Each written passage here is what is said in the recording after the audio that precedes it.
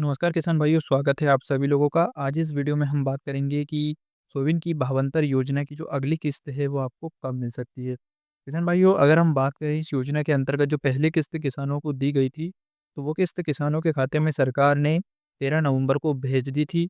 उसके बाद दूसरी किस्त का पैसा आपको 26 नवंबर को दिया गया। उसके बाद तीसरी किस्त आपको पता होगा अभी हाल ही में 28 दिसंबर को किसानों के खाते में भेजी गई।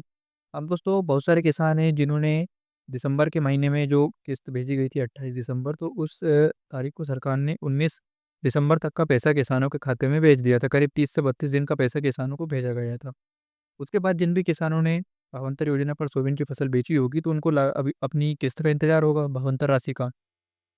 तो उन किसानों को बता दें कि अब जो चौथी किस्त आने वाली है, वो आपको 15 जनवरी के बाद ही मिलेगी, मकर संक्रांति के त्योहार के बाद। अब इसके पीछे का कारण ये है कि आपको पता होगा ये योजना 24 अक्टूबर से शुरू हुई थी और इसकी अंतिम तिथि 15 जनवरी है। यानी कि किसान 24 अक्टूबर से लेकर 15 जनवरी के बीच भावांतर पर सोयाबीन की फसल बेच सकते हैं। अब 15 जनवरी इसकी लास्ट डेट है और आज 12 जनवरी हो चुकी है। तो मध्य प्रदेश सरकार अगले 3 दिन तक और सोयाबीन की खरीदी भावांतर योजना पर करेगी। उसके बाद 19 दिसंबर से लेकर 15 जनवरी तक जितना भी पैसा बनता है किसानों का मॉडल रेट के हिसाब से, वो पैसा सरकार 15 जनवरी के बाद यानी कि मकर संक्रांति के त्योहार के बाद किसानों के खाते में भेजेगी। तो किसान भाई, जिन भी किसानों को भावांतर योजना की राशि का इंतजार है, वैसे तो इस योजना के अंतर्गत शुरुआत से ही सरकार ने नियम बनाया था कि हर 15 दिन के अंतराल पर किसानों को पैसा देंगे। पर पहली और दूसरी किस्त में तो ये नियम लागू माना गया, सरकार ने नियम का पालन किया। लेकिन तीसरी किस्त में आपने देखा होगा, क्योंकि सरकार ने जो किस्त भेजी थी, दूसरी किस्त 26 नवंबर को, तो वो किसानों को लगभग 17 नवंबर तक का पैसा ही दिया गया था। उसके बाद फिर 28 दिसंबर को पैसा भेजा गया।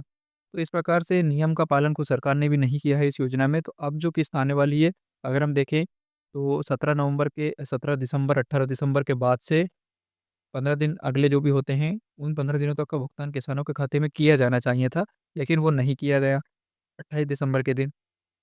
अब 15 जनवरी आने वाली है और इस योजना की आखिरी तारीख भी 15 जनवरी है। तो अब सरकार एक साथ सभी का पैसा भेज देगी और ये पैसा आपको मकर संक्रांति के बाद मिलेगा। पैसा जो आपको मिलेगा वो डीबीटी के माध्यम से ही जाएगा, लेकिन जो 28 दिसंबर को किसानों के खाते में सरकार ने पैसा भेजा था, तो उस समय बहुत सारी दिक्कतें हमें सुनने को मिली है। बहुत सारे किसानों ने भी कमेंट किया है कि उनके खाते में पैसा नहीं आया है। किसान भाई, उसके पीछे मुख्य कारण है कि ये हो सकता है कि आपने जो मंडी में सोयाबीन बेची थी, तो उस समय जो बैंक अकाउंट लगाया था, डॉक्यूमेंट्स लगाए थे, उसको एक बार फिर से चेक करवाइए। जिस भी व्यापारी को आपने बेची है या फिर मंडी में जाकर आप उसको चेक कीजिए, उसमें किसी तरह की दिक्कत होगी। और कुछ किसानों के साथ ये भी समस्या है कि उन्होंने, जैसे मान लीजिए 20 कुंटल का पंजीयन लगाया है, लेकिन उनके खाते में 20 कुंटल की राशि नहीं आई है। तो इसके पीछे भी कारण ये हो सकता है कि आपकी जो पंजीयन पर मात्रा चढ़ी हुई है, उसके हिसाब से अगर आपको राशि नहीं मिली है, तो इसके पीछे ये कारण हो सकता है कि आपने अक्टूबर के महीने से पहले कुछ फसल मंडी में बेच दी होगी, या फिर आपके क्षेत्र में, आपके ज़िले में फसल बीमा मुआवजा जो सोयाबीन का येलो मोजेक वायरस अतिवृष्टि का मुआवजा मिला था, वो मुआवजा राशि मिल गई होगी, क्योंकि 25% से अधिक नुकसान हुआ है, तो उसका मुआवजा मिला है। और अगर मुआवजा मिला है, तो फिर भावांतर की योजना के अंतर्गत जो सोयाबीन खरीदने की पात्रता है, उसमें से कुछ लिमिट को कम किया जाएगा। तो इस प्रकार से बहुत सारे कारण हैं।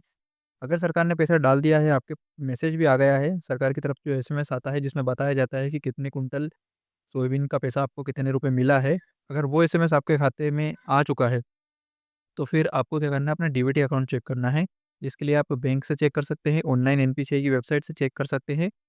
तो इससे क्या है कि आपको पता चल जाएगा आपका डीबीटी एक्टिवेट है या नहीं, क्योंकि डीबीटी के माध्यम से ये पैसा गया है और जिस खाते में आपका सोयाबीन का पैसा आया था, उसी खाते में ये पैसा आपको मिल सकता है। अगर डीबीटी आपकी सही नहीं है, तो एक एक बार उसको भी, अकाउंट को भी आप चेक ज़रूर कर लीजिएगा। ये बहुत सारे कारण हैं। तो किसान भाइयों, जैसा कि हमारा इस वीडियो में मुख्य उद्देश्य यही था कि सोयाबीन की अगली किस्त जो भावांतर की है, वो कब आने वाली है। तो दोस्तों, मकर संक्रांति के बाद ही अब आपको पैसा मिलेगा। जब तक आपको इंतज़ार करना है और 15 जनवरी इसके लिए आखिरी डेट है। तो अगर आपने अभी तक सोयाबीन की फसल नहीं बेची है, तो आप फटाफट जाकर बेच सकते हैं। वर्तमान में 4,300 से लेकर 4,500 से ऊपर सोयाबीन मंडियों में बिक रहा है, तो मॉडल रेट भी इस हिसाब से बढ़ेगा। अगर आप फसल बेचते हैं, तो आपको मॉडल रेट बढ़ने के कारण आपको भावांतर की कम राशि मिलेगी।